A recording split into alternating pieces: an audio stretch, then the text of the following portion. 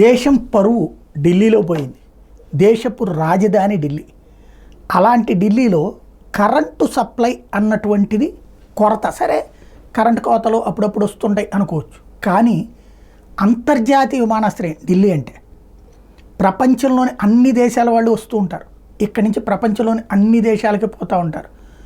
అన్ని రాయబార కార్యాలయాలు ఉండేది ఢిల్లీలోనే. అట్లాంటి ఢిల్లీలో అలాంటి ఎయిర్పోర్ట్లో కరెంటు కొరత, 2 గంటల పాటు విమాన సర్వీసులు నిలిచిపోవడం, 2 గంటల పాటు విమానాలు వెళ్ళడానికి అవకాశం లేక కరెంటు కోతల వలన ఆగిపోవడం అన్నటువంటిది సిగ్గుచేటైనటువంటి వ్యవహారం.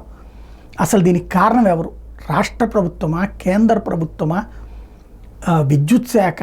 ఏ విద్యుత్ శాఖ? రాష్ట్ర విద్యుత్ శాఖ, కేంద్ర విద్యుత్ శాఖ వ్యవహారం మీద సమీక్షించాల్సింది.